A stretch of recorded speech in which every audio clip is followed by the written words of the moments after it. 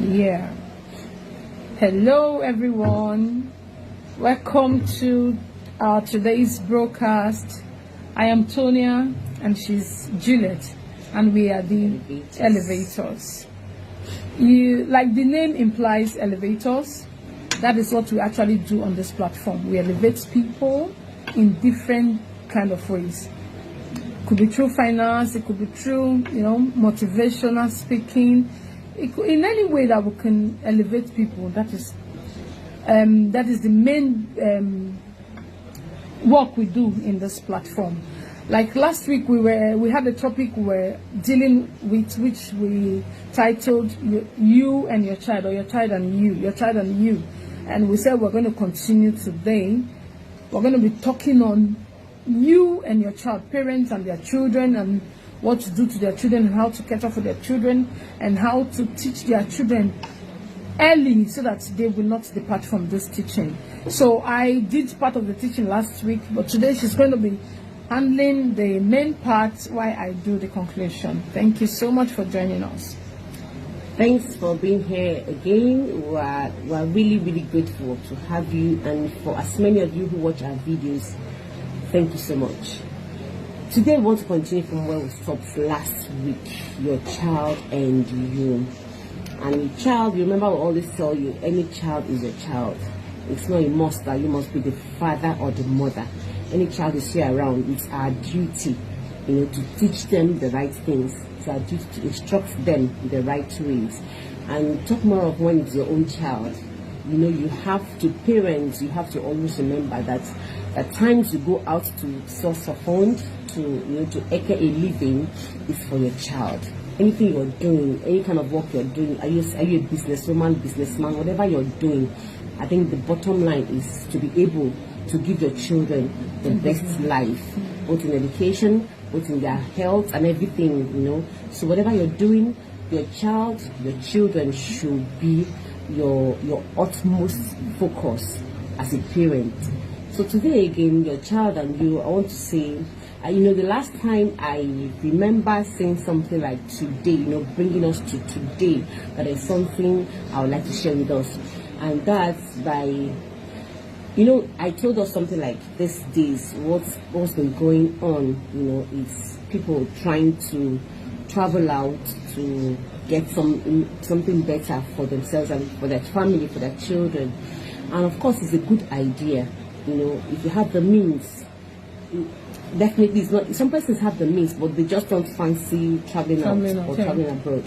While some have the means, and that's what they want to. So I'm not really here to deter you or to discourage you. Whatever your decision is a decision, is your life. At every point in time, you will almost always should do the right thing. Then there's this guy I spoke with some time ago, and of course he stays abroad, but the wife and children are here, and we got talking, and I asked him why so. Of course, it's been a long time.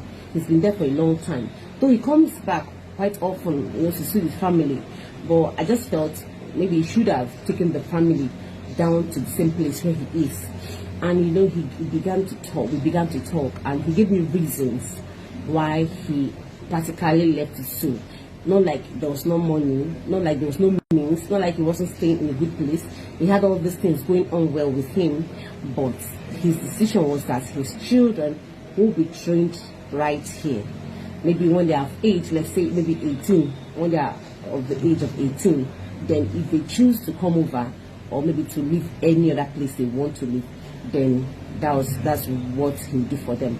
But for now, whilst they are still growing up, while they are schooling, that he prefers giving them those home trainings here in Nigeria.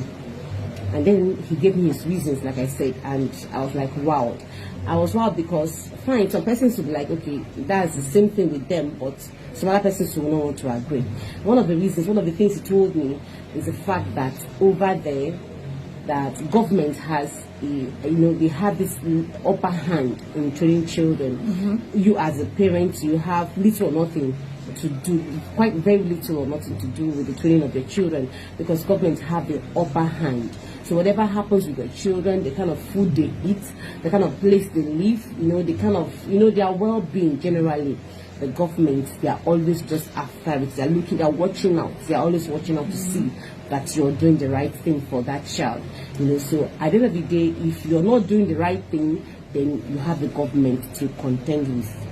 That's what he told me. Of course, I've heard this before, but I didn't know I didn't know it's this serious, like it's this strong. To the point that they have to, if you're found guilty, if you are found wanting, you take the children from you, and maybe return them if they feel like they may not know that if the child, at the end of the day, if the child gets to a certain age and feels like he wants to go back to the parents, that's what the guy told me. That's what he said. Yes, that's what he said. That if the child gets to that age and it's like it's dependent on the child or what he wants, whatever decision he wants, is that he decides to go back to the parents, or that's how he continues his life. And then the bottom line then is, when you don't give your child your own training, that's where the thing is now. Because the place, I don't know where you're watching from. You could be from any other part of Africa or Western world, whatever country you're coming from. But hey, everybody have their own ethics. There's a way you want your culture. There's a way you personal, apart from culture now. There's a way as a person. There's a way you want to train up your own. There's a way you want to bring up your own. So if somebody else, whilst you're still alive, it's not like you're dead. Whilst you're still alive, somebody else takes care or trains that child in a different way from you, from what you would have done. I don't really, that's, to me, it's happening. It's really sickening to know that you have, the fact that you even have children and the government takes them off from you is another psychological breakdown on its own. Yes, but whilst you consider traveling, whilst you think of traveling, whilst you want to travel abroad with your family, to relocate, these are the things you and I should put in place. You consider these things to know, to weigh them, weigh your options, to weigh, what you stand up against, especially when it comes to training your children. Because of course, when the government takes over them, they give them this kind of lifestyle, kind of a freer hand. You know what I mean? You give them kind of a freer hand to express themselves, to live the life they feel like they want to live. But when they are under your tutelage as a parent, it's going to be a whole lot of different. Because whilst from where we are coming from, we are taught how to do some, at least, domestic chores. You have to wash your plates. You have to, at least to an extent, to a certain age, wash your clothes. You don't have to dress the home, dress your bed and everything. Those kind of small menial domestic works. It's something that is your duty. You don't even need mommy to tell you to do them, at a certain age. When you're coming up, you're being taught how to do these things. But gets to a stage and a point in life, this is your duty. You should do this.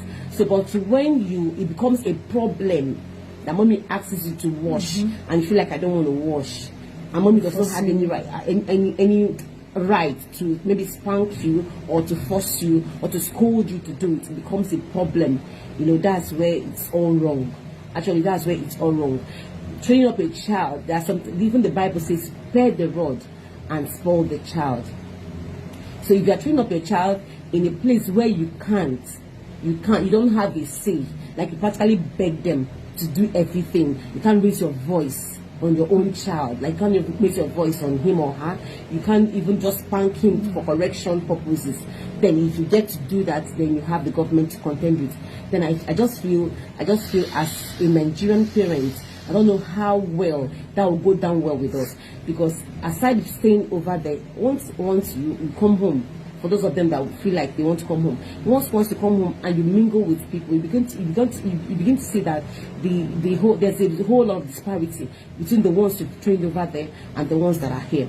And of course, somebody else will say it's maybe for that person. It's for that, maybe it's that there are other persons that also were trained abroad that were strictly trained. Yes. But I also know that it's very, very, as in, it's rare. It's in a very rare case. They are very rare to see children that are trained over there, and the ones that are trained back home behaving alike, behaving the same way. And then over there, of course, when it comes to school, over here, there's a way our school system reads that is tougher, kind of. and makes the child or makes the children get ready, get much more ready for life. It's not like they don't pamper you when it comes to education over here. Need to wonder why our graduates or our the ones that came up from this place, when they go outside they do exploits. That's the truth. When they go outside, while we're in school, you see, you read too much. Your course outline or your subjects in school, you see them, they are so much, because that's the way we have been trained, to study. That's the way we've been trained to read. But over there, it's not really like that. You see, their courses are very minute, very minimal. They are just kind of soft kind of thing. It's not like the hard way is the best way, but there's always should be a balance. There always should be a balance. If you're being soft, there should be a balance of when you're being soft, and if you're being hard, you should balance them so that the child gets a proper upbringing and proper training. And things like when you say lesbianism, and when you say things like this, what's it called, these homosexuals, gay and stuff like that, over there it's your choice. Like, it's your choice. Your parents don't have, your dad, your mom does not really have the right to tell you what to do about it, and what you, as far as you're 18, that's your choice. But something like that is not, it's not obtainable. It's kind of a taboo. It's not even, you can't even dare, you can't even mention it. Both to your parents and society. It's not something that is allowed or acceptable over this way. So, but back there, this is what you get. And you can imagine when a government takes over your children to cater for them or train them, and hey, they expose them to things like this. They show them that you can, you can live the life like this. You can live your life like this. You can, whatever you want to do with your life, And over there, the crime rate. The crime rate is very, very, very high compared to what we have there. A greater percentage of children, adolescents, you see them, they end up in cells, like, because of the kind of life they've been exposed to. They see these things, they commit crimes because they feel you see someone that is angry, wants to just kill somebody. Someone that is angry, wants to just commit some kind of thing, but these are the things the children get exposed to when they are not trained properly, when you just take them there and that's it. If you're taking your children abroad, I don't care about the country, first of all you have to know what is obtainable there. If what's obtainable is okay with you, then fine. But if it's not okay, consider training your children. Like, that's what his advice was. Consider training them to a certain extent, to a certain length, this way, so that initial upbringing stays in them.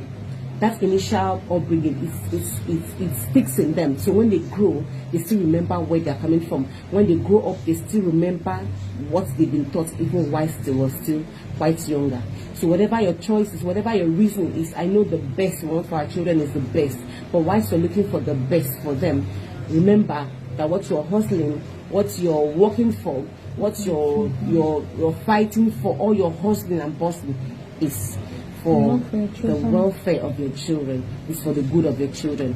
If at the end of the day your work is taking you out from your children, if at the end of the day your business is taking you out from the children, and the children you're working so hard to train, and at the end of the day you've gotten the money but you've lost the child, then it becomes a very big problem. If you've gotten the money, you've gotten the houses, and you've gotten the good life that you have so much sought for, but you lost the children that you were actually meant to use those things for, then it would have amounted to a whole loss of waste of time and resources.